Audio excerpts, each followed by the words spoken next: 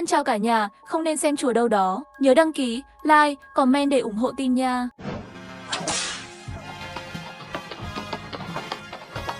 Hướng dẫn viên đại học Tống Phúc Linh vô tình bị tận thế điện giật khi dọn dẹp vào cuối năm, vô tình xuyên qua cổ đại. Tin tốt là mẹ và bố cũng cùng cô xuyên không. Nhưng tin xấu là chúng ta sẽ có chiến tranh. Trở thành người tị nạn, di rời từ nơi này sang nơi ở không cố định. Đã 5 phút rồi. Trong phòng lộn xộn quá, có vẻ như tên trộm đã ghé thăm đêm qua, còn mê hoặc chủ nhân của thân thể này. Tôi đã xuyên không sau khi bị điện giật. Ở đây cũng không có điện. Muốn giật lại thì không thể nào giật điện lại cho tôi được. Không biết bố mẹ thế nào. Họ sẽ làm gì nếu không có tôi?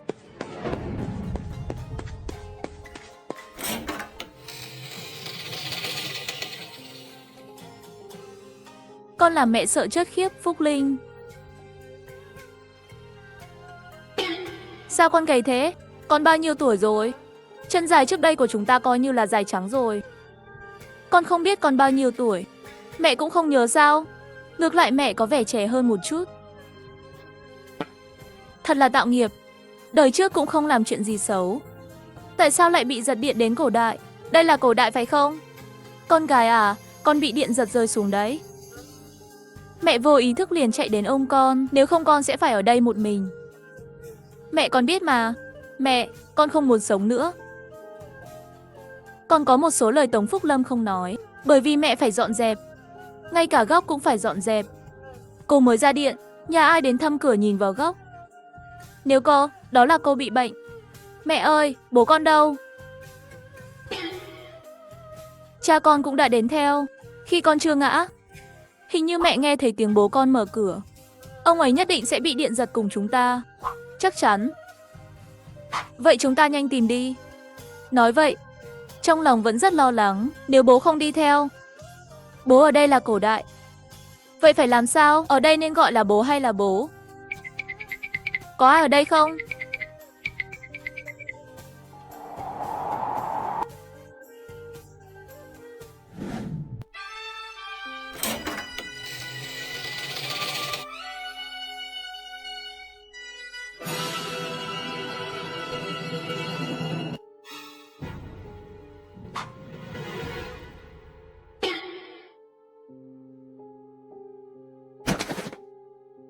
Lão Tống á, tôi biết là ông cũng đến mà.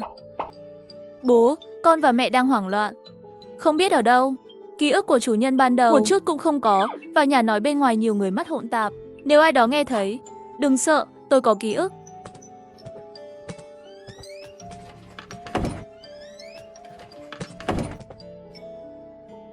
Tống Phúc Sinh nói với hai mẹ con những gì ông ấy biết. Ông tên là Tống Phúc Sinh, Tống Phúc Linh tên là Tống Phán Nha, 13 tuổi. Tiền bội anh vẫn họ Tiền, cổ đại gọi là Kiết Trước, cha Kiết Trước làm ăn ở Phủ Thành. Cho vợ chồng Tống Phúc Sinh mua nhà và cửa hàng ở quận Lỵ. Giao cho chủ cửa hàng bò chăm sóc, chủ cửa hàng bò hàng tháng gửi bạc và ngũ cốc gạo đến nhà Tống Phúc Sinh. Đêm qua nhà bị trộm. Nguyên bản Tống Phúc Sinh nhát gan, bị kẻ trộm đánh. Sau khi tên trộm đi rồi mới dám đi báo quan. Kết quả quận Thái Gia không có ở nhà, sợ sau khi xuyên qua đến đây, dựa vào trí nhớ của nguyên chủ vội vàng trở về. Cha chị ông lấy đâu ra sô-cô-la? Tôi phát hiện trong lòng bàn tay có một không gian cá nhân. Trong không gian là ngôi nhà hiện đại, có thể mang những thứ trong nhà hiện đại đến thời cổ đại. Và thời gian trong không gian là tĩnh. Thức ăn bên trong sẽ không hỏng, nhưng không có nước, không có điện, không có internet, không thể chơi điện thoại di động. Còn chuyện này nữa, đây hẳn là biên giới Hà Nam. Triều đại hiện nay gọi là triều đại Gia Hữu. Trong lịch sử không có triều đại này. Cho nên Linh Linh, con học qua lịch sử cũng vô dụng, không thể dự đoán trước thảm họa. Khoa học ở đây đã ngừng hoạt động trong 5 năm. Hoàng đế hiện tại hẳn là 60-70 tuổi. Chưa lập thái tử. Thiên hạ này sợ là muốn loạn. Ai vậy? Cửa sắp hỏng rồi.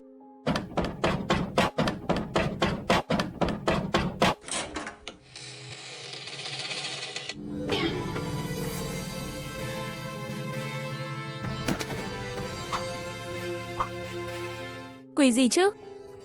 Đứng dậy nói chuyện gì đã xảy ra? Cố gia, tên anh ấy là Tứ Trang, một người câm, là tùy tùng của nhà lão gia. Ngài nhanh lên vui vẻ đi, chỗ lão gia chắc có chuyện lớn rồi. Nếu không sẽ không đưa tiểu thiếu gia đến đây. Được, ta đi xem, các người nhanh chóng đưa cậu nhóc vào trong nhà. Cho ăn chút gì? Hỏi xem chuyện gì đang xảy ra ở đây. Tống Phúc Sinh vừa mở thư, trong khi ám chỉ danh tính của vợ, con gái và cậu bé. Cậu nhóc không sợ.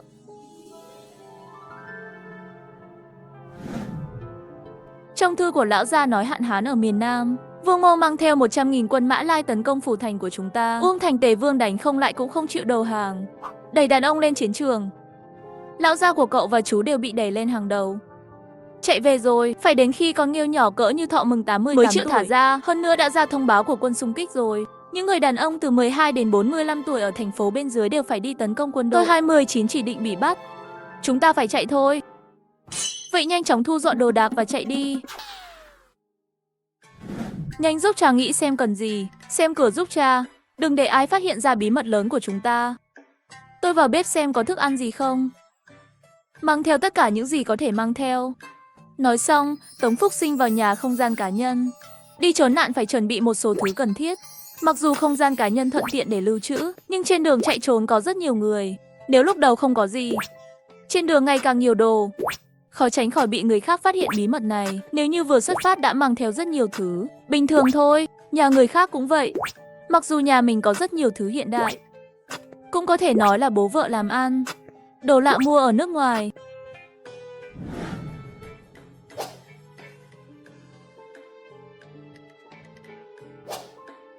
Chờ một chút.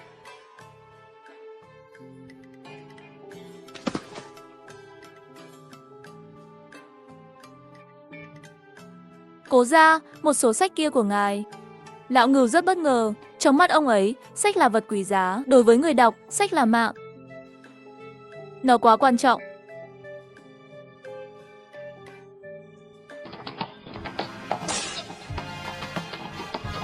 Vâng.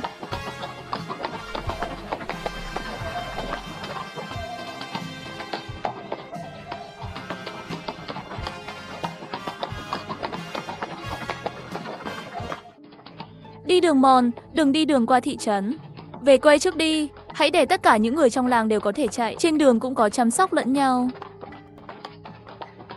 Cố gia đại tài, suy nghĩ chu đáo. Đều nói một cây bút không thể viết 2 chữ Tống. Anh em à, chưa bao giờ thấy người tàn nhẫn như vậy.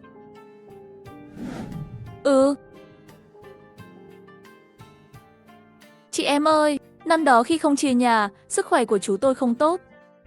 Sau đó chia nhà, chú cũng bỏ đi. Đại lang nhà tôi còn thường xuyên giúp nhà bà làm việc đây. Cô nói láo. Chia nhà chia đất đều là nhà cô nhiều nhất 2 cái dùng chung. Bò cũng bị nhà cô chiếm. Bây giờ con bò đâu? Cô lấy ra cho tôi. Chú nó, ra đây đi. Đừng trốn ở đây, giả làm người tốt. Hôm nay không nói ra cái xấu xí, tôi sẽ rớt con bò. Chúng ta đều lo lắng.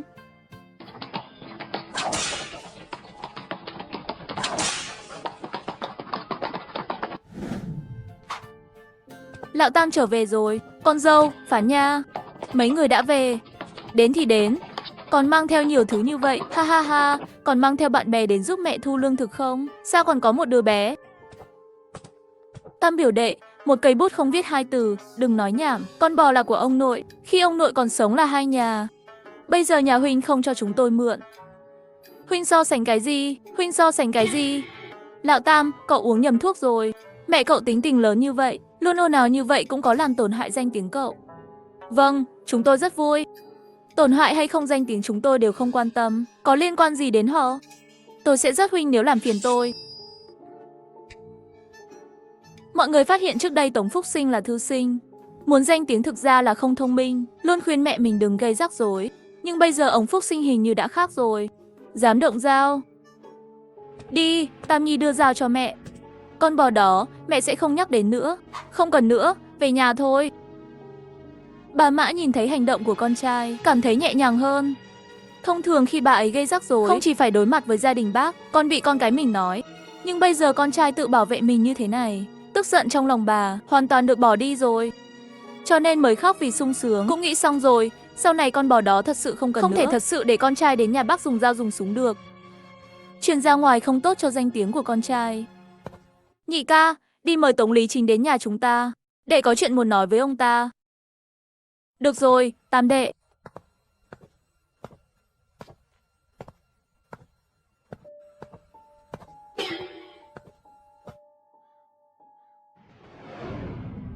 Tống Phúc Sinh nói với Lý Chính về việc nhập ngũ.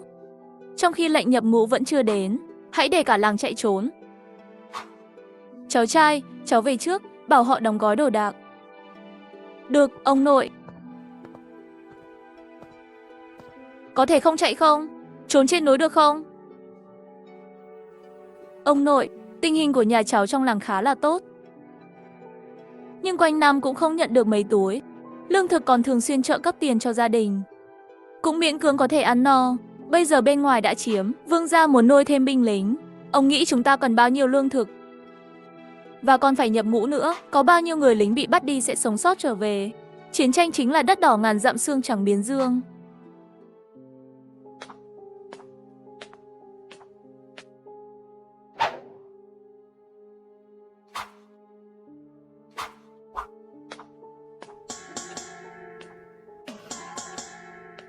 Ông quay lại cho tôi. Có lòng tốt nói cho mấy người biết để mấy người trốn. Từng người một không dập đầu Tam Nhi của tôi cũng thôi đi. Còn đặt một cái nồi sắt lớn nữa. Ông lấy của tôi đi rồi, tôi sẽ dùng ông nấu ăn trên đường.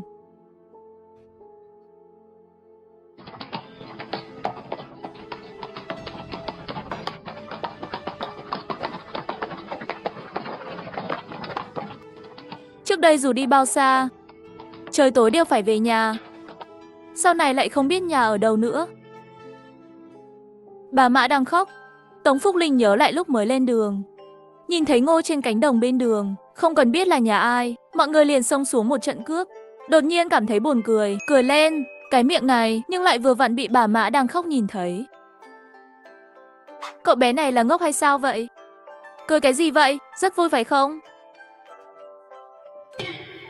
Không, không cười. Cậu nghĩ ta mù à? Tối đen như mực, sao bà có thể nhìn rõ như vậy? Có lẽ là nhìn nhầm rồi. Tôi thấy rõ rồi. Được, cháu sai rồi. Bà ơi, có chuyện gì vậy? Tại sao cháu đột nhiên mang cái này cho bà nội xem? Sợ bà Mã sẽ dạy cho mình một bài học. Chị yên lặng đeo mặt nạ Tống Phúc Linh. Đôi khi trước, lần đầu tiên nhìn thấy mặt nạ này, bản thân cậu ấy cũng bị sốc. Nội, đó là giả thôi. Cha cháu mua cho cháu chơi. Cháu đưa cho cậu bé để chống muỗi. Nhanh vứt đi, nội, không thể vứt được. Thứ này chống muỗi rất tốt. Lát nữa cháu phải mang. Cũng cho bà mang một cái. Ôi mẹ tôi, ha ha ha ha ha.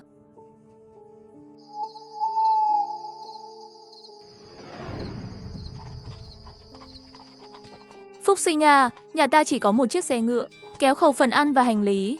Thêm vào đó chú của con thực sự không thể chứa được nữa. Chúng ta không lên xe. Chú của con bị bong gân chân 2 ngày trước và không thể đi được. Nhà con 3 chiếc xe ngựa.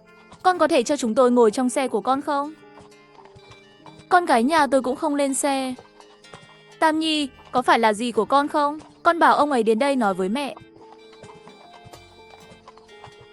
Chị ơi, chị biết em có vấn đề với chị. Nhưng những đứa trẻ thật sự không đi được vài bước. Cho dù chị dâu có không đúng, em xem tất cả đều là gốc rễ của gia đình lão Tống. Đừng tranh cãi những chuyện nhỏ nhặt với chị dâu nữa. Một bút không viết được 2 chữ tặng. Em à, dì lớn vừa khóc vừa nói. Nhưng đã nói rất nhiều, trong xe luôn không có tiếng nói gì.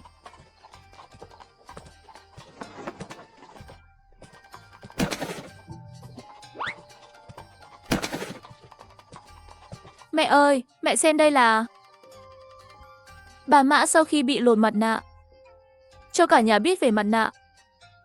Để sau này nhìn thấy sợ hãi. Tống Phúc Sinh vốn tưởng rằng bà là muốn nhân cơ hội chôn cất dì lớn. Một vài lời giải hận, nhưng lại không ngờ lại bày ra trò này. Đi đây, làm người ta sợ ngất đi, thật là chậm trễ. Cậu chê nước nhiều phải không? Vậy từ bây giờ đừng uống nữa. Mẹ, vậy hắn cản đường. Một lát nữa cũng không đi tiểu. Nếu không đánh thức anh ta bằng nước tiểu. Chị dâu, bóp người. Véo ai? Véo tay và đùi. Véo mặt anh ta, bóp anh ta xanh một cái tím một cái mới được. Đi thôi.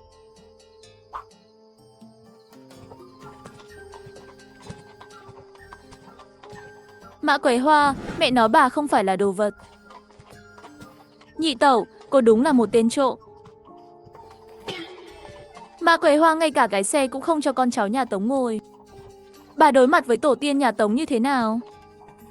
Nhị tẩu, con bò già đó nên chia một nửa cho con cháu nhà tôi ngồi. Con phải đến ngồi xe của nhà tôi nữa, có phải bước tiếp theo sẽ đến ăn trực thực phẩm không? Không phải bà đã hứa sẽ không nhắc đến con bò già nữa sao? Tôi sẽ đề cập đến việc cô lại gây rối với tôi vẫn đề cập đến. Tôi còn rớt con bò, đồ khốn nạn. Tận dụng thời gian nghỉ ngơi trên đường, bà Mã chia thức ăn cho mọi người. Một nhóm 21 người được chia thành 6 cấp độ, cháu gái. 2 nha hoàn và cháu gái Đào Hoa là con gái. Một người một phần ngô, Tống Phúc Linh, Tống Kim Bảo và cậu bé Tiền là trẻ con. Một người một nắm lương khô, không có ngô. 3 cô con dâu, mỗi người một trái bắp. Ăn cơm xong nhanh chóng ăn mì nghiêng. Bản thân bà ta và lão gia và con gái bà ấy cũng chính là cô mẫu duy nhất của Tống Phúc Linh, Tống Ngân Phượng. Một người một khẩu phần lương khô cỡ bình thường. Tứ Trang và Lão Ngư một người 2 trái bắp. Những đứa con còn lại, những đứa cháu, thêm vào đó, chú và cháu trai mỗi người 4 cây ngô.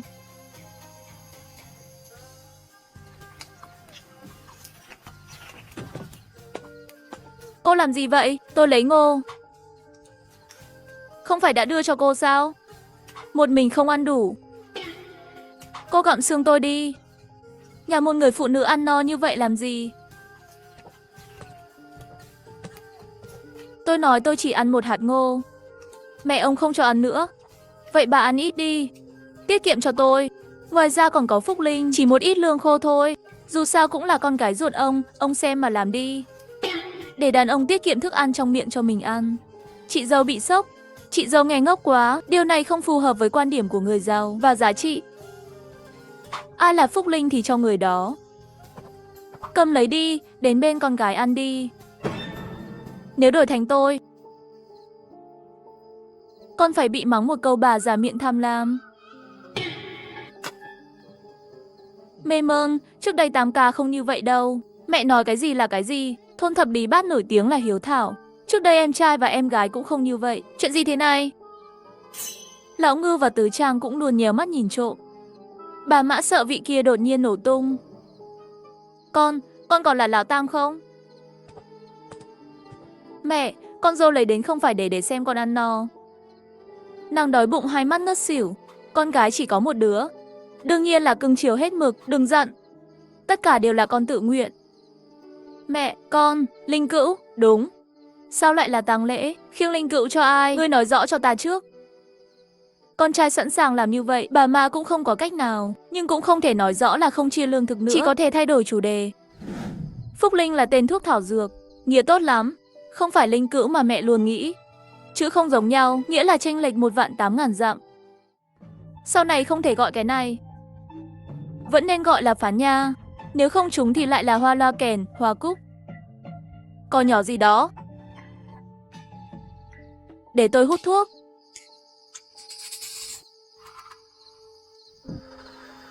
Đã qua giờ tí rồi phải không? Phúc Sinh, cậu nói tiếp theo phải làm gì? Con phải đi tiếp. Nơi này không an toàn. Trong lòng tôi luôn không kiên định. Nếu không trốn lên núi, tôi cảm thấy sắp mưa. Nếu trời mưa thì phiền phức. Chưa kể người nhà có chịu được không? Gia súc cũng vậy. Kiến thành hàng. Mưa lớn. Kiến chuyển nhà. Mưa lớn. Tôi vừa nhìn thấy nó ở đằng kia. Kiến từng hàng một tụ lại với nhau. Tiểu Tam Lang. Cao Thúc, Thúc nói xem. Mai đến nửa đêm mới quen thuộc, Tống Phúc Sinh đã trở thành Tiểu Tam Lang rồi. Là mọi người cảm ơn Tống Phúc Sinh đã trở lại báo tin. Xưng hô với ông ấy, tất nhiên chỉ là một vài người đàn ông gọi như vậy. Phụ nữ không dám. Núi Cửu Chỉ có hang động không? Không biết có thể chứa được nhiều người chúng ta như vậy không? Có thể cũng phải nghỉ ngơi không? Xem tình hình rồi nói. Cũng tốt hơn là ở nơi trước không có làng, sau không có cửa tiệm như thế này. Trời mưa rồi, không có chỗ nào để trốn. Cứ như thế, mấy gia đình dẫn theo người nhà lại lên đường. Những con đường cổ xưa đều là cát bùn, đá, cỏ dại. Tống Phúc Linh đi đến nỗi 2 chân tê dại để chống muỗi. Bà Mã để Đại Nha, Nhị Nha, Đào Hoa đi một bên chặn đường. Tống Phúc Linh thấy mấy người bọn họ đã ngã mấy lần, để họ dừng lại. Bà Mã sợ cha mình, tự nhiên cũng không dám mắng cô. Tự làm. Gia súc và đoàn người kéo thân thể mệt mỏi. Lại đi hơn 1 tiếng nữa. Trời sắp sáng rồi. Mọi người mới đến được một mặt núi. Đây là hang động tôi từng nghỉ săn bắn. Cái hang khá lớn. Phụ nữ và trẻ em có thể định cư ở đây trước. Các người nhanh chóng đóng thêm 2 cái lều nữa. Nhanh chóng lấy thảm và hành lý đi. Cái gì? Dẫn 2 người nhà cô đến tiền hàng, nhanh chóng đi kiếm ít cỏ khô đi. Lão lúc này tôi thật sự phục rồi. Tôi không biết. Đừng để người ta nhân lúc hỗn loạn chạy mất. Này. Anh rể ồn ào như vậy sẽ không dẫn sói và gấu đến chứ? Không sao, ngọn núi này rất lớn. Bên này tính là chân núi, không có gì để ăn. Chúng thường không đi theo hướng này. Bố, chú, con thấy có một dòng suối nhỏ ở đằng kia, nước rất sạch. Hãy đặt lều ở đó. Uống nước ăn cơm đều tiện lợi. Không, quá gần nguồn nước. Tiếng nước chảy sẽ làm phiền tai chúng ta. Lúc con thú chạm vào chúng ta đều không nghe thấy. Không phải anh vừa nói bên này không có dã thú sao? Anh rể, chúng ta chọn mấy cây to khỏe. Dựng lều trên cây. Cho vài đứa trẻ sống trên cây. Có chuyện gì khẩn cấp? Phúc Linh nhà tôi và Hoa Đào nhà anh chạy không nhanh.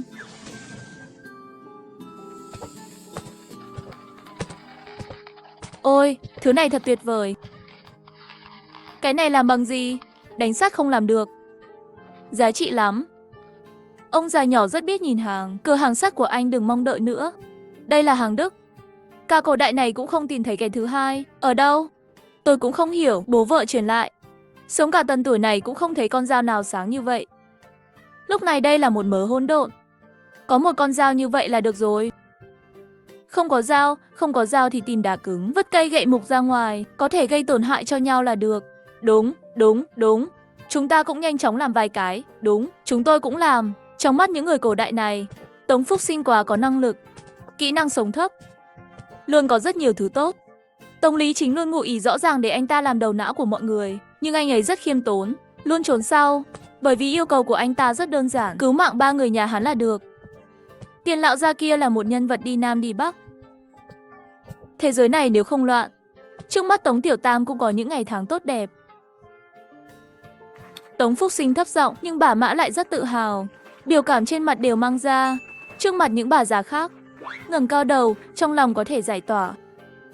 Tam Nhi của tôi là người đọc sách, rất tôn quý, đầu óc chính là sự sống. Đừng nhìn bố vợ Tam Nhi tôi mất rồi, chắc giờ cũng mượn được chút hào quang. Mấy người đã bao giờ nhìn thấy mặt nạ chưa? Đã thấy con dao này chưa? Đồ tốt thì cũ rồi. Bên kia, người con rể thợ săn mà trước đây mọi người không coi trọng, Điền Hỷ Phát, cũng cho bà Mã tự hào. Lều gần xong rồi, để vài người ở lại làm tiếp, mấy người còn lại đi với tôi. Xem có thể mang theo chút gì sống không, đặt thêm bẫy, dùng một số cành nhọn để làm hàng rào. Bằng cách này, động vật lớn sẽ không dễ dàng vào được.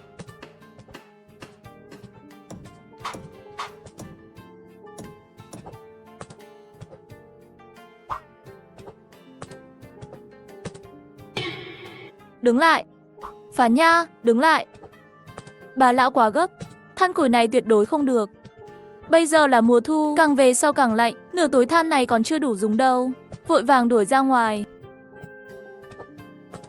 Đứng lại. Phán Nha, đứng lại.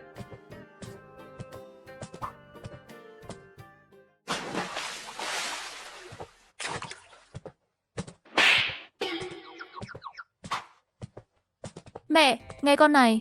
Các người không hiểu, con gái tôi muốn qua nước xanh vì lợi ích của mọi người. Nước xanh gì?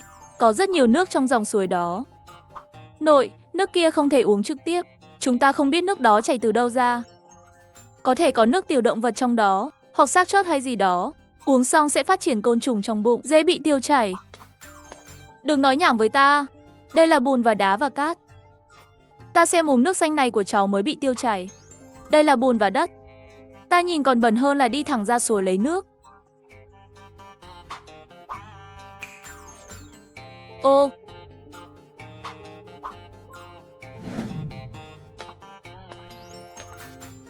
Anh.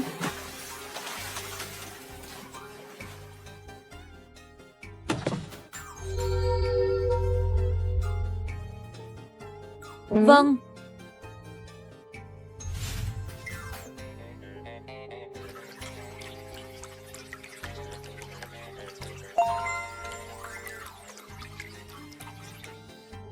Ồ, ha ha.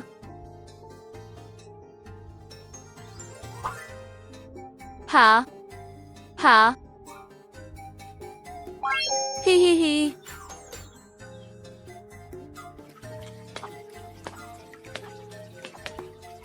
Tương tự như nước giếng ở làng chúng ta, điều này thật kỳ lạ. Nếu trời mưa thật, chúng ta không thể trốn ở đây vài ngày. Uống nước này không bị bệnh, thật sự đã giải quyết được vấn đề lớn của chúng ta. Chị ơi, Phán Nha nhà chị theo cha nó.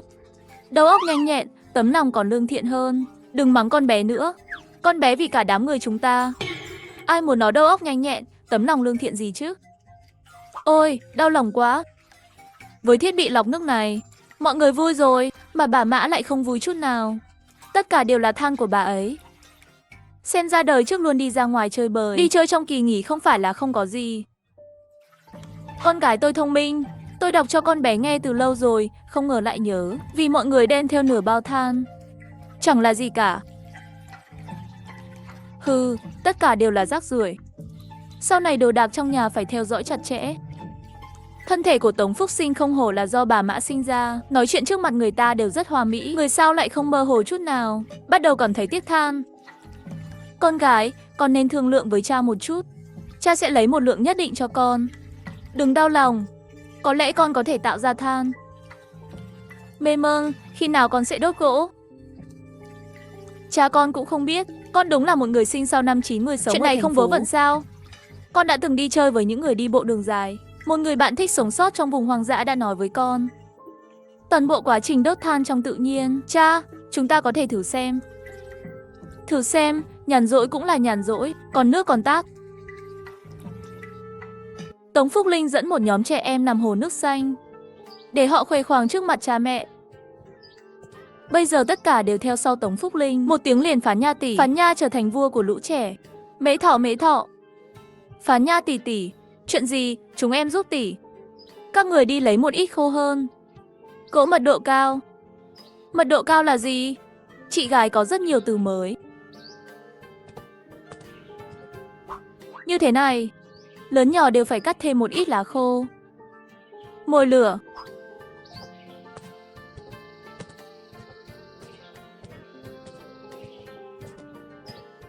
Cha, lát nữa bọn họ nhặt đủ gỗ. Con xếp gỗ thành hình nón. Cha chịu trách nhiệm, đổ bùn bên ngoài đống gỗ của con. Tạo thành một cánh tay bập bênh. Phía sau cánh tay là chiều rộng lòng bàn tay của gần cha. Gần như để lại một lỗ mở ở trên cùng. 8 lỗ hút khí được đào xung quanh đấy. Không vấn đề gì.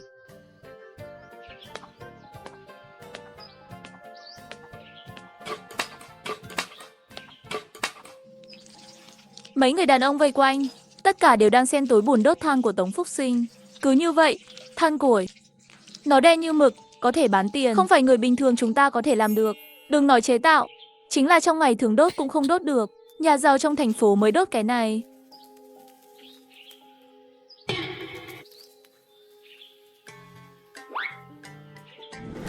Cái này hàng quốc khố, bố vợ tôi tặng không mấy cái.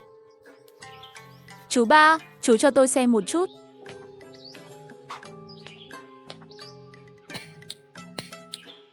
Ha ha ha, hai bạn xấu xí có thể là ai cũng được.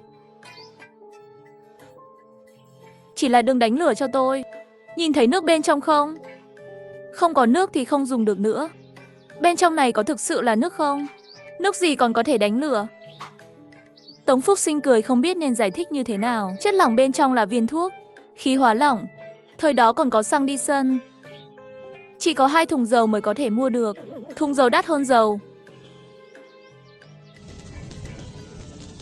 Ăn cơm rồi, mọi người đang làm gì đó? Gọi ăn cơm cũng không tích cực. Tất cả đều trộn lẫn như vậy rồi, không có gì ngon cả. Đưa mấy cây ngô đến đây. Thằng nhóc này, làm cũng giống thật. Không biết, con tưởng có 4 món một canh. Lần này ông đoán đúng rồi.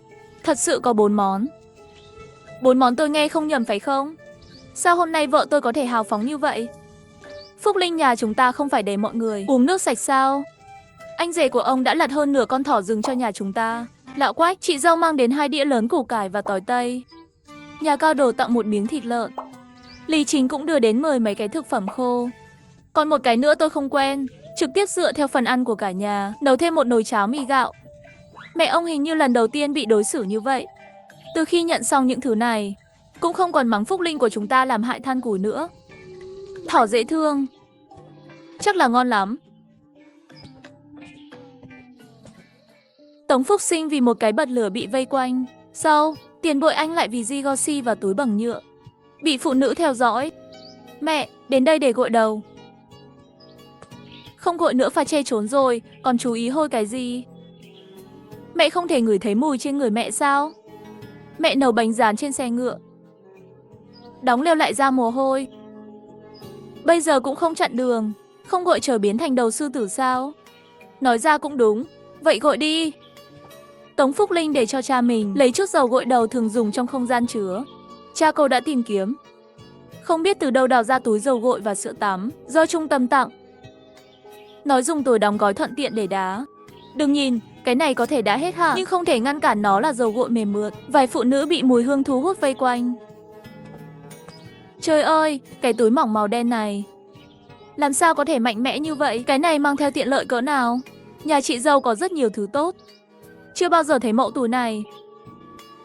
Tôi cũng chưa thấy nó. Sản phẩm nhựa công nghệ hiện đại của chúng tôi. Hai người thấy mới lạ. Chị dâu, lát nữa túi này có thể cho tôi mượn dùng được không? Tôi cũng gội. Chiếc túi này lát nữa cuối cùng ai dùng hết thì cất đi cho tôi. Tôi vẫn còn dùng. Đừng cào nữa.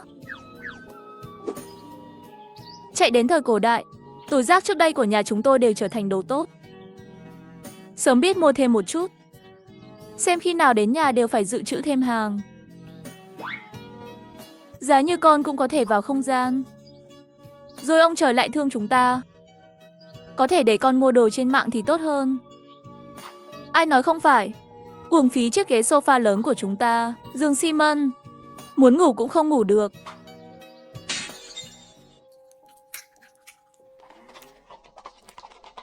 Cuối cùng cũng đến trước khi trời tối. Làm sao để sống ở đây?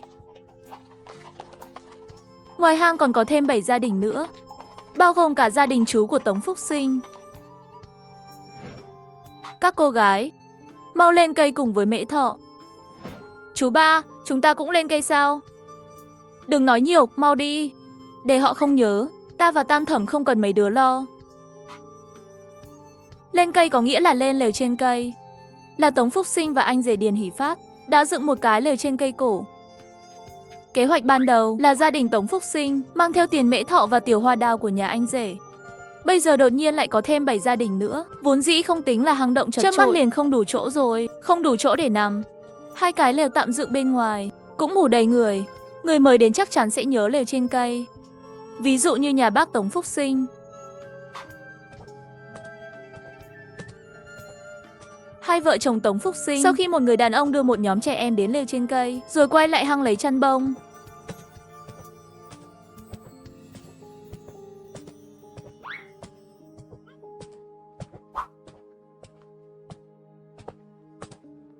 Đi, con dâu, chúng ta đi đốt than bùn đi. Trải qua thế giới hai người. Mặc dù Tống Phúc Sinh và Tiền Bội Anh không thể từ bỏ bản thân vì người khác, nhưng họ chủ động nhường 2 chỗ ngủ cho trẻ em nghỉ ngơi. Tống Phúc Sinh cũng không quan tâm Tống Lý Chính sắp xếp như thế nào. Những người mới đến, hơn nữa không nói chuyện với gia đình bác, chỉ nhìn mẹ cậu ta, bà Mã có chỗ ngủ là được.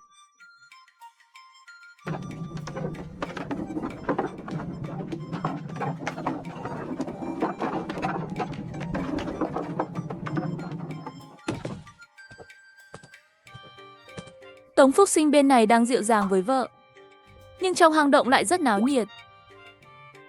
Giường vợ đã xong. Đến đây cùng nhau ôm cái nào. Ha ha ha. Đại bà nương của Tống Phúc Sinh nói, các cô bé không có chỗ để nằm, lát nữa chê nhà người khác chiếm nhiều không gian. Nhà bà ấy thiếu rồi, xe bảo nhà bà ta cũng bị ép hết chỗ rồi. Các người ngủ không? Các người không ngủ. Chúng tôi còn phải ngủ đây. Ngày này mệt lắm rồi. Chúng tôi phải nhường chỗ cho các người. thậm chí không có chỗ để lận người. Còn muốn gì nữa? Không ngủ thì tự dựng lều đi.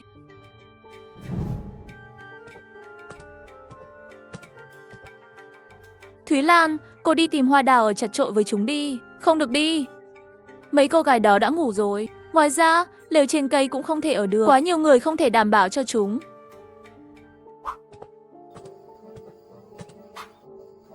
Tại sao tôi lại khổ như vậy?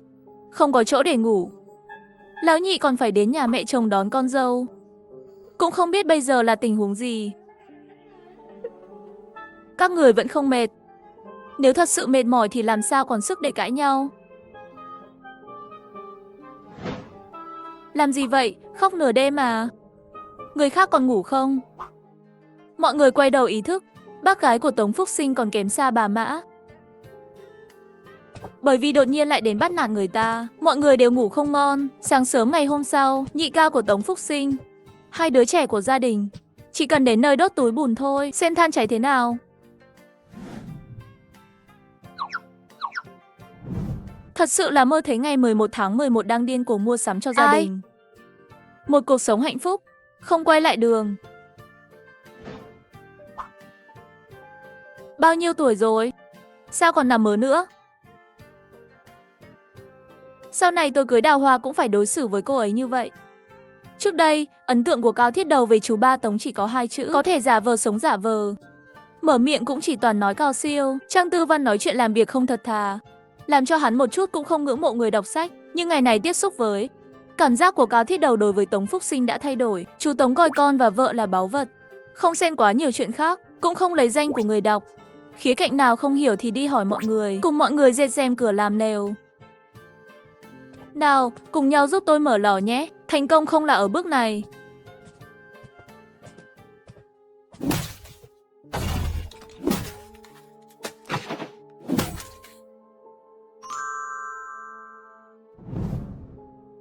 Xong rồi, căn bản là không thể thành công. Vẫn chưa hoàn thành đâu.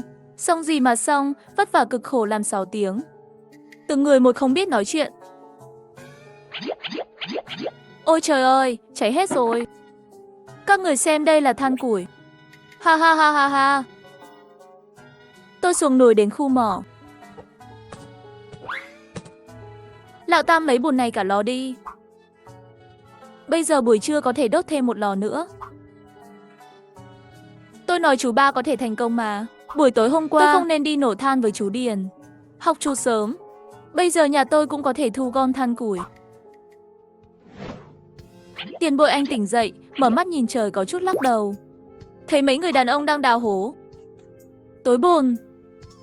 Đúng. Chạy đến cổ đại.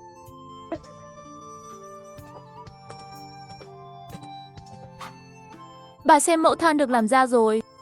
Đã nhận được 2 giỏ rồi, lần này trời lạnh cũng không sợ. Chúng ta có lò nướng.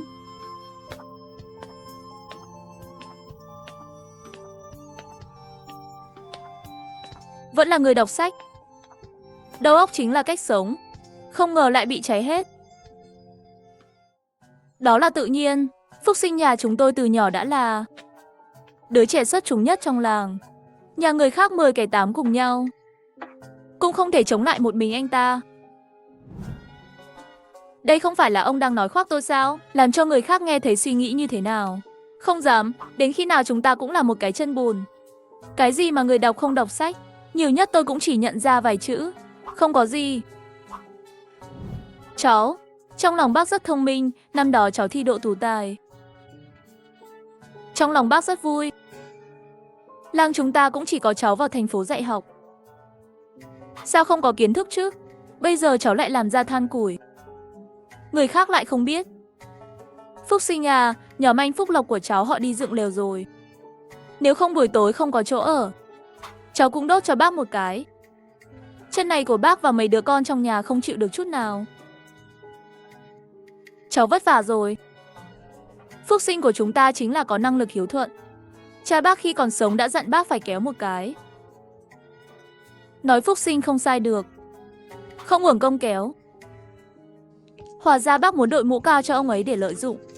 Còn đem chuyện ông nội chốt ra nói rồi. Vì một con bò mà ông nội để lại, Mẹ hắn mỗi ngày cùng đại bá nương cãi trên đường phố, làm cho bác ruột cũng không giống như ruột thịt, cho cả làng xem trò đùa. Tống Phúc Sinh không trả lời, không nói được cũng không nói không được. Tống Phúc Sinh nhìn mắt bác. Chỉ có bác ngồi đó cười thôi, nụ cười gần như không chịu nổi nữa, nhìn chằm chằm vào Tam đệ. Ông Lý Chính ở bên cạnh chỉ tắm túi thuốc lá lớn. Quách Tử cũng không nói chuyện, hắn thật sự là vì đại bá xấu hổ. Bác ơi, ngồi đi, tôi sẽ đốt nó trong túi bùn này cho bác. Đủ cho cả nhà bác rồi, không phải chỉ có vậy sao? Nhiều quá cũng không có. Chờ đã, thế là đủ rồi. Anh Tài cũng là một người hiếu thảo. Đại ca, nhị ca sợ Tam đệ không vui, thỉnh thoảng liếc nhìn Tống Phúc Sinh. Tống Phúc Sinh nghĩ rằng trái tim của hai anh trai này là chân thành, gần như muốn xem mặt hắn mà sống rồi. Đốt nhiều hơn, cho mấy nhà sau cũng đồng đều một chút. Biết rồi, Thái gia. Chúng ta cũng có thể đồng đều. Yên tâm đi Lý Chính gia, đều không thể trông rõ ràng. Đàn ông rất hòa hợp. Bên trái sườn đồi đào bùn để làm than củi, bên phải đang dựng lều nóng. Phụ nữ ở cửa hang bên này không được tốt đẹp lắm. Bò lời đi tiểu nhiều, lấy gạo nước cũng có lợi. Phụ nữ lười biếng có những thứ dài và cong. Lợn làm việc chăm chỉ hơn cô. Mẹ ơi, mẹ mắng ai vậy? Ta làm sao biết mình mắng ai chứ? Ta đâu có nhìn thấy ai lấy nước ta đã lọc xong. Lấy đi rồi. Vậy thì đừng mắng nữa. Không rõ, con tưởng mẹ mắng con và hai chị dâu lười biếng chứ. Con lại đi lấy nước, đừng tốn sức nữa. Con dâu lớn của Đồ Tể Cao trong hang động cũng cãi nhau với con dâu sau này của Lý Tú. Chúng tôi thấy con các người vẫn còn trong vòng tay. Có lòng tốt để chỗ cho các người ngủ. Cô không cho hỏi thì trực tiếp lấy nệm của nhà tôi đi qua. Thì thôi đi. Nhưng cô cũng không thể để bọn trẻ làm ướt giường của tôi. Cô làm vậy tối con tôi sẽ lót cái gì? Phơi là xong thôi, cô hét cái gì? Cô làm con tôi sợ đấy. Bên kia, đại bá nương của Tống Phúc Sinh lại bắt đầu mắng chửi rồi.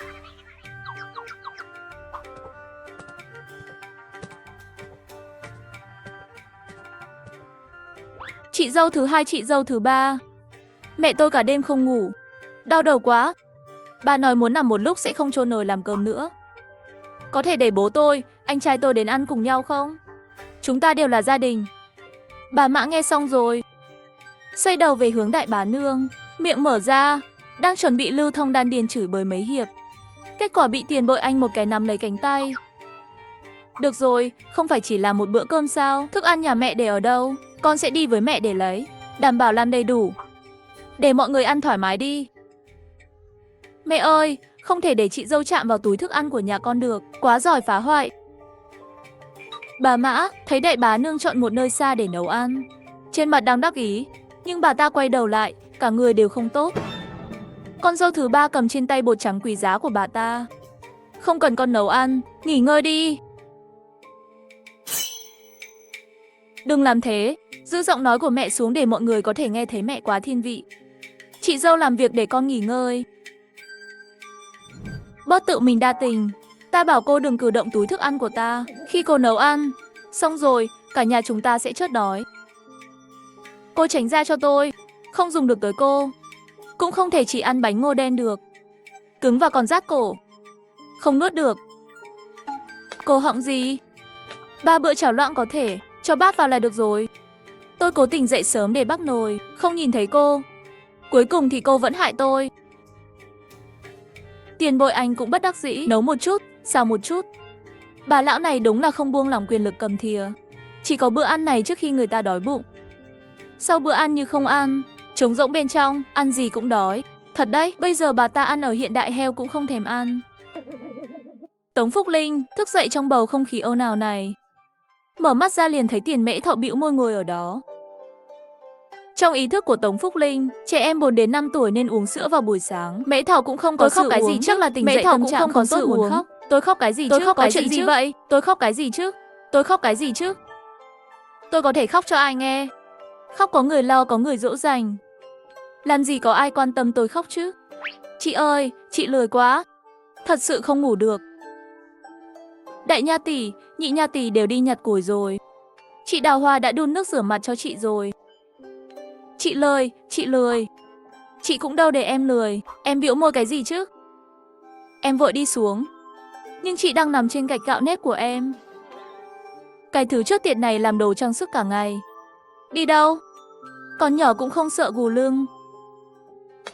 Cái này có cắn được không? Lại làm hỏng răng, hơn nữa thứ này không thể ăn được. Em xem bề mặt đều bị mốc rồi. Ném đi. Em nghe lời, chị gái có đồ ăn thì sẽ không đòi đến chỗ em đâu. Chị hứa.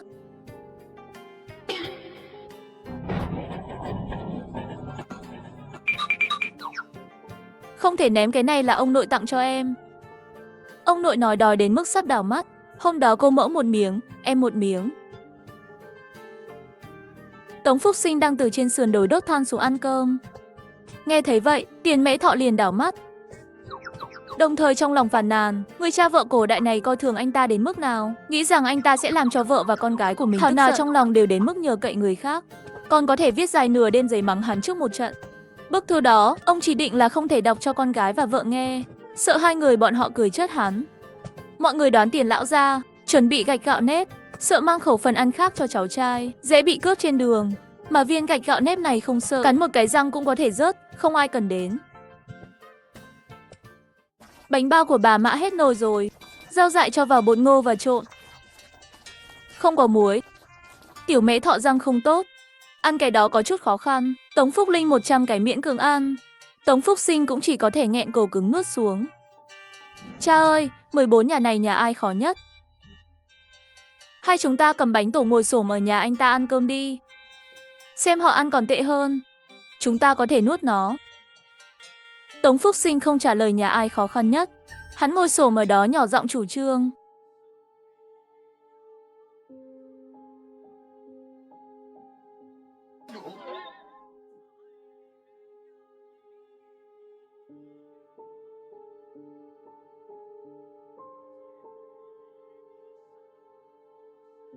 Đau quá.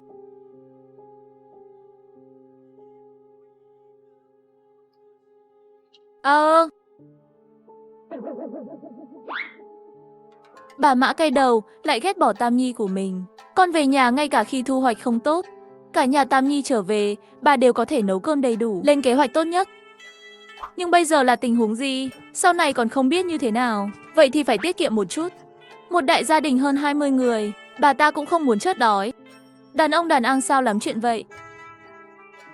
Nói trước đi, mẹ không thể 2 bữa ăn uống quá ít để ăn no được không? Đổi 3 bữa, sau đó nói làm việc mệt mỏi, phải có lương khô. Đây không phải cũng làm bánh bao sao? Bây giờ thì hay rồi. Ghét bánh bao bẻ cứng, lại nói trong bụng không có nước. Đây là đang vội vàng, đói một chút cũng không chớt được. Không có nước. Con xem trong bã xương mẹ có. Có nước không? Chân con gặm đi. Mẹ đi với con sẽ nói với mẹ. Đừng nói chuyện với mẹ. Đi qua bên kia. Bà Mã trong miệng bị nhét đầy hoa. Không nỡ không nôn, ăn càng thêm tức giận. Chỗ giờ đó, bột đó, biết phải chạy nạn. Cả nhà lão Tam còn phá hoại những đồ quý giá. Tim bà ta đau lắm. Mẹ ơi, mẹ ăn đi. Chúng ta không thể hoàn thành việc xây dựng cơ thể trước khi bắt đầu chạy trốn. Mẹ đừng tiết kiệm mọi thứ. Để mốc lên không bằng ăn vào bụng. Con nói để Tiền thị làm sao mẹ không nghe. Mẹ đặt trái tim vào bụng. Con sẽ cho tất cả mọi thứ để mẹ không phải chịu đựng. Người này, một ngày ăn chút dầu ăn chút muối. Đừng nói với mẹ là nó vô dụng. Để mấy người tạo, chúng ta còn chưa bắt đầu chạy thì đã chớt đói rồi. Ăn xong, Tống Phúc Sinh đưa Tiền Mễ Thọ ra ngoài giải quyết vấn đề cá nhân. Sau khi xong việc, Tống Phúc Sinh không để ý đến Tiền Mễ Thọ, chỉ tiện tay kéo một nắm cỏ lau mông. Thật là cặn bã, dùng cái này đi. Sau đó Tống Phúc Sinh trở lại hang động, tìm thấy mấy miếng vải cotton trong nhà dùng để lau mặt. Chuẩn bị chia cho Lão Ngư và Tứ Trang. Xin chào, sau này nếu kiểm tra xong lấy cái này lau, dùng xong nhớ giặt nhé, giặt xong. Phải tiết kiệm một chút, đây là tôi từng lau mặt. Cố ra, vậy cậu lấy về rồi lau mặt đi. Tôi cũng dùng gậy ở nhà, không đặc biệt như vậy. Tống Phúc Sinh không thể tiếp tục chủ đề này nữa. Không có giấy đã không thể chịu đựng được, nếu không có vải thì hắn càng không chịu nổi. Đưa đây. Lát nữa tôi sẽ tách góc xà phòng ra. Một người đặt một miếng nhỏ lên eo. Bên ngoài không tiện tắm. Chú ý hơn đến sự sạch sẽ, như vậy không được bệnh. Bên kia Tống Phúc Sinh đang phải vật lộn với vấn đề đi vệ sinh. Tống Phúc Linh ở đây chỉ tệ hơn thôi. Ngồi xổm trên núi trống trải. Có những con bọ nhỏ bay xung quanh. Không còn là ngồi trong phòng tắm lướt điện thoại di động. Ngồi bao lâu cũng được. Từ thời cổ đại đến nay vẫn ăn rất tệ. Tống Phúc Linh có chút táo bón. Đã vội rồi. Bên tai còn phải nghe mẹ đọc. Mẹ càng nói, cô càng làm không được. Từ nay về sau, con lên xa xi lớn, không thể giống như ở nhà, một lần xé là 9 tờ giấy. Trong phòng chứa đồ của chúng tôi tổng cộng chỉ có 4 túi giấy cuộn. Bơm giấy cũng chỉ có 2 cái 3 gói. Thêm vào đó, bàn ăn trong phòng khách và phòng của con đã được mở cửa. Con tính những thứ này, dùng hết rồi. Cha con cũng không làm gì cả. Lần đó rốt cuộc dùng bao nhiêu tờ? Con cố gắng kiểm soát càng nhiều không để giáo thì làm qua loa một chút, lớn thì 4 tờ. Ít như vậy sao? Ngón tay đều phải trừ đi. Đừng tìm việc. Cái này cũng không thể dùng mỗi ngày. Thấy chưa, tất của riêng con, đừng ghét bỏ. Con một cái, mẹ một cái, lau xong thuận tay rửa rồi phơi khô. Lần sau tiếp tục sử dụng. Hôm nay còn để con dùng giấy. Thích ứng trước. Nhưng chỉ lấy đồ, mẹ nhắc con phải giữ lại. Gần đó không có nước và phải không có ai xung quanh con mới có thể sử dụng được. Bố con nói rằng giấy ngày xưa rất đắt. Không ai lau mông bằng giấy. Mẹ, con không phải là khoa trương, nhưng tất thật sự không được. Không thể dùng khăn tắm sao? Không, chúng ta có ít khăn hơn giấy. Chỉ mấy cái thôi. Nếu chúng ta không may phải ở đây cả đời. Tương lai con dùng cái gì mẹ cũng đã nghĩ rồi. Lát nữa rửa sạch khăn lau chân cũ của cha con. Để ông ấy lau mặt. Ít nhất là tốt hơn cái khăn bông rách nát này của họ. Vậy lấy cho con một thanh xà phòng nhé. Con mang theo bên mình, nếu không nó sẽ bốc mùi. Rửa xong chỉ định cũng có mùi. Không, con dùng xà phòng của gia đình cổ đại này. Xà phòng của chúng ta, con vẫn có thể dùng thoải mái như trước. Phải giữ lại rửa mặt. Con ơi, không phải mẹ keo kiệt. Đến lúc đó sữa rửa mặt của con lại hết rồi, con dùng gì? Sản xuất thời cổ đại có thể tốt như xà phòng của chúng ta. Giờ thì may mắn. Phải thua lỗ, năm mới, các siêu thị lớn tham gia hoạt động. Mẹ mua rất nhiều đồ dùng hàng ngày. Con từng nói mẹ thích lợi dụng lúc này đi mua sắm. Vì vậy, nói về thời điểm quan trọng, con không bằng mẹ. Vậy người sống phải chuẩn bị một cái gì đó. Chỉ nói chuyện này thôi. Trên người Tống Phúc Lâm đã bị cắn 10 mấy cái. Hê si. Thật khó để sống trong thời cổ đại này.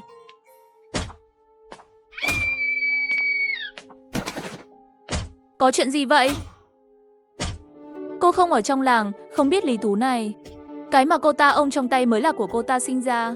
Bây giờ đang đuổi theo đánh là do người phụ nữ phía trước để lại. Cô ta là mẹ kế. Người vợ trước đã chết. Chưa chết, chính là khi sinh nha đầu này đã tổn hại cơ thể. Sau này không thể phục hồi, đã bị bỏ, một phụ nữ ở làng bên cạnh. Bây giờ nhà mẹ xem anh chị dâu, nhìn mặt mà sống. Ôi mẹ ơi, không thể đánh như vậy nữa. Cô gái đó tôi thấy cũng 8-9 tuổi. Cái gì? 12 tuổi, gọi là Xuân Hoa An không nào phát triển nhỏ. Nghe nói sáng nay Lý Tú chuẩn bị làm phở cho con trai. Tìm thấy trong túi mì đều là vôi. Tức giận không được. Hoa Xuân này thật can đảm, dám đem nửa túi mì trắng duy nhất trong nhà tặng cho mẹ nó. Phải không? Sợ bị Lý Tú phát hiện, cho vôi vào túi mì. Đặt trên xe đẩy mang ra rồi. Xuân Hoa bị đánh nằm bất động trên mặt đất. Cha cô bé Triệu Phú Quý ôm đầu ngồi xuống một bên, mặc kệ vợ đánh con gái, cũng không xem con gái bị đánh như thế nào, giống như ôm đầu không cần phải đối mặt với thực tế. Bà đánh chết nó lương thực có thể dùng rồi. Tại sao trái tim lại tàn nhẫn như vậy? Ông im đi. Ông nói thì hay, ông có cho thức ăn không? Con tôi đến nhà ông ăn đi. Cả nhà tôi đều đến nhà ông ăn. Để ông lo chuyện bao đồng. Người phụ nữ quấy rối.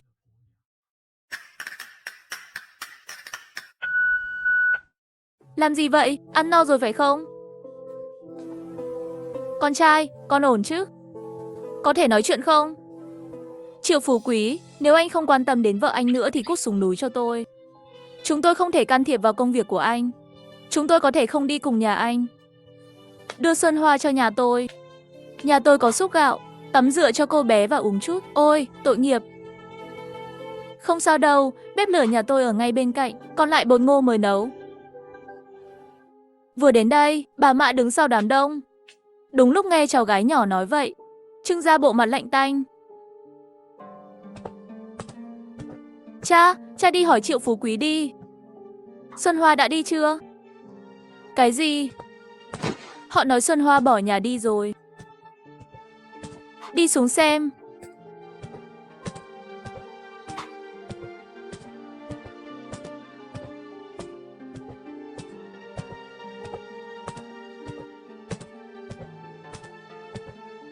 Con gái anh đâu?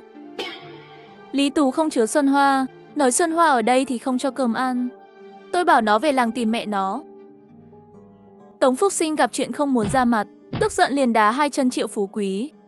Chúng tôi la hét, làm việc chăm chỉ. Mưa tránh núi là để tránh mưa. Anh xem nano tăng lên rồi. Cô gái 10 tuổi trở về làng. Đi một ngày một đêm anh cũng yên tâm. Anh làm cha cái gì vậy? Tống Phúc Sinh vừa mắng xong, có người nói, cháu trai nhỏ của bà Vương bị rắn cắn. Ai ngờ cơn mưa lớn lại rơi xuống. Triệu Phú Quý lau nước mưa trên mặt, ngạc nhiên ngẩng đầu nhìn trời. Phản ứng đi, đường núi mưa không dễ đi. Luôn bối rối, dễ dàng chuyển vào núi rừng sâu. Trên núi này có rắn và sói. Triệu Phú Quý giảm mưa đi tìm Xuân Hoa rồi.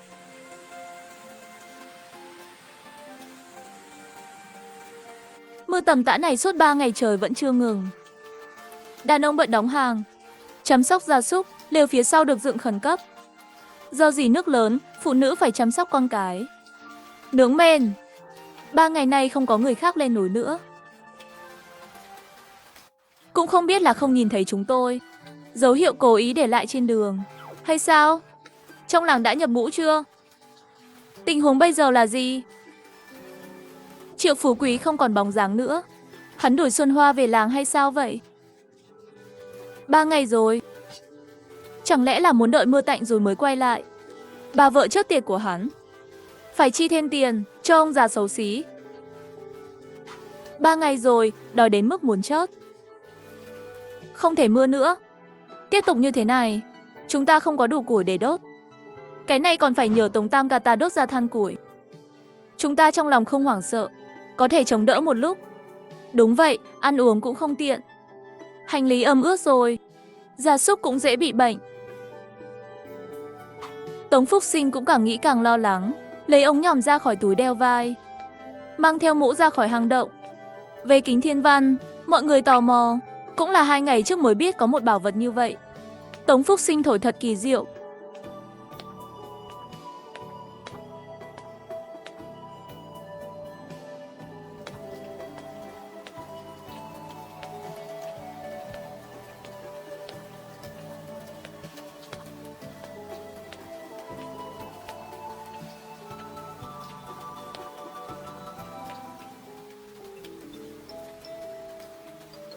Tiểu Tam lần này có nhìn thấy không?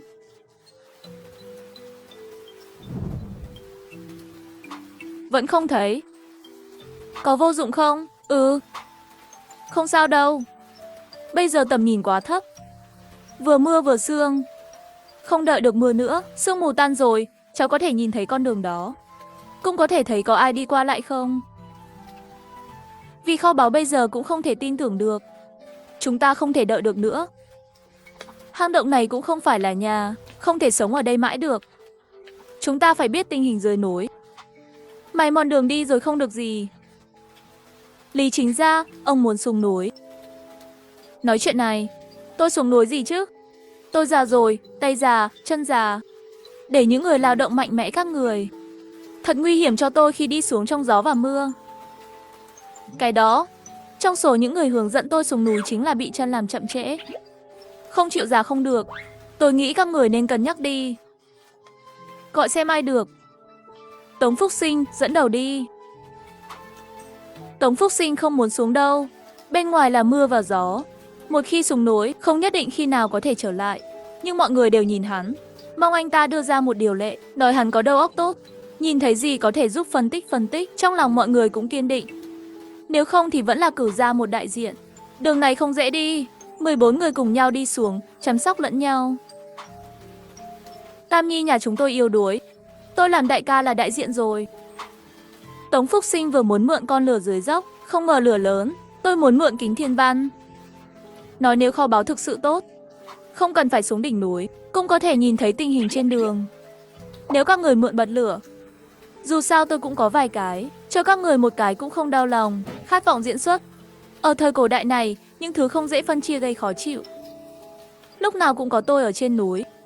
Cùng nhau xuống núi xem tình hình đi. Được rồi, thế thôi. Mọi người chuẩn bị hôm nay. Ngày mai xuống núi sớm. Ngày hôm sau, đoàn người đang mưa to, đưa một chân nông một chân xuống núi. Đường xuống núi mưa. Tống Phúc Sinh đi đó là một cái hô ăn thế truyền.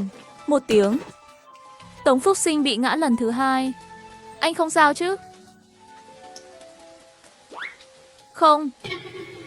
Tôi nằm máng.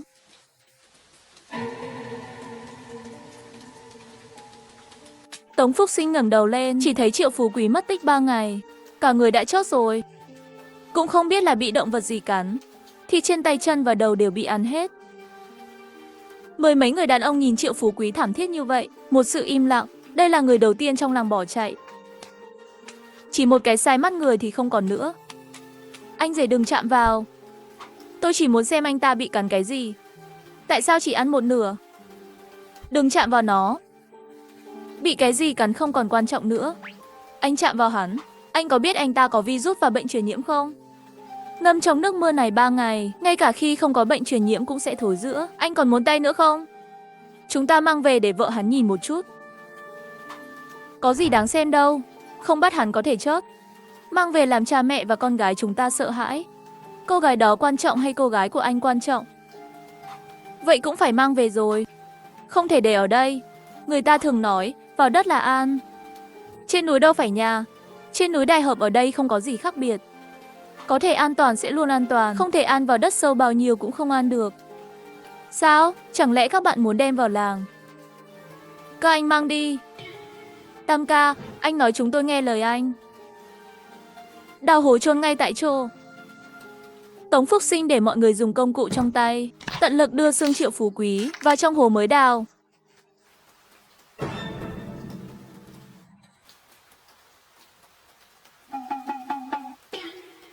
Cũng may khi ra ngoài, Tống Phúc Linh phun giấm lên chân anh ta để chống mũi. Trên người có mùi giấm.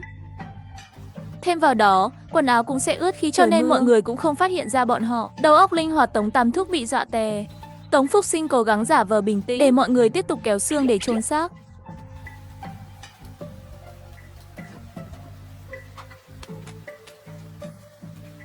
Anh ơi, anh tìm một khúc gỗ gần đây nhé. Đào bên ngoài gỗ. Tôi sẽ khắc tên cho anh ấy. Tôi sẽ đi tìm.